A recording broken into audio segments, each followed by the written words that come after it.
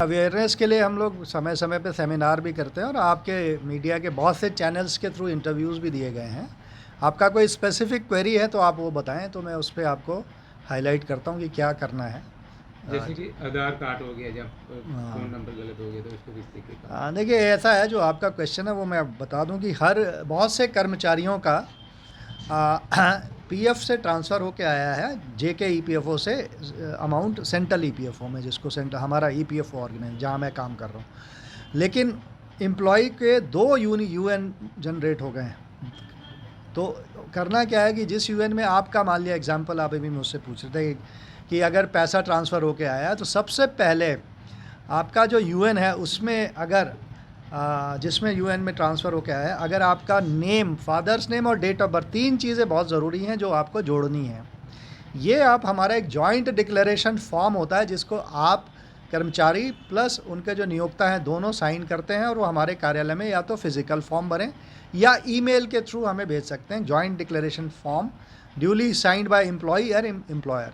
जब 3 चीज़ें आपकी जुड़ जाती हैं, father's name, date of birth और आपका नाम, ये 3 चीज़ें जब इसमें आ जाती हैं, father's name, date of birth, employee का नाम, जॉइंट डिक्लेरेशन जब हमारे यहाँ एंटर हो जाता है, तो उसके बाद आपका एम्प्लॉयर को आपके यूएन को आधार से लिंक करना है, क्योंकि आपका आधार भी लिंक नहीं है। आधार लिंक करने के लिए एम्प्लॉयर यूनिफाइड पोर्टल के थ्रू जाके वहाँ से आपका आधार जब लिंक करेंगे तो आपका जो मोबाइल आधार से लिंक्ड है वो ऑटोमेटिकली वो सिस्टम पे आ जाएगा जब आप यूएन एक्टिवेट कर रहे होंगे अपना। तो तीसरा काम आपको क्या करना है कि यूनिवर्सल अकाउंट नंबर अपना एक्टिवेट करा लेना है, जिस मोबाइल नंबर में आपका आधार जुड़ा हुआ है उसके थ्रू एक्टिवेशन करेंगे आप अपना लॉगिन और पासवर्ड के थ्रू यूनिवर्सल अकाउंट नंबर के।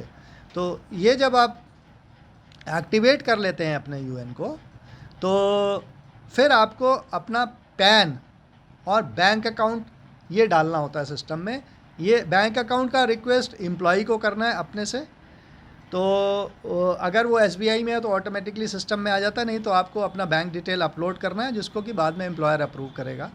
और अगर आपका पैन है तो दोनों लोग कर सकते हैं, नियोक्ता भी ऐड कर सकते हैं पैन, आप खुद भी कर सकते हैं। तो इस तरीके से आप अपना केवाईसी कंप्लीट कर सकता है हर व्यक्ति। और जब केवाईसी कंप्लीट हो जाता है तो ऑनलाइन सेवाएं, उनको कोई भी सेवा लेनी है वो उनको मिलेगी। बट एक काम और करना है उसमें कि ई नॉमिनेशन साथ के साथ करा लें। जैसे ही यूएन एक्टिवेट हो जाता है तो आपको अपने नॉमिनी का डिटेल इलेक्ट्रॉनिक फॉर्म में कंप्लीट कर लेना है, ताकि किसी भी इवेंचुअलिटी में यदि कोई मृत्यु हो जाती है कर्मचारी की तो परिवार को जो भी बेनिफिट मिलने हैं इंश्योरेंस का या पेंशन का, वो बहुत आसानी से मिल सके। तो ई नॉमिनेशन भी कर लेना है आपको।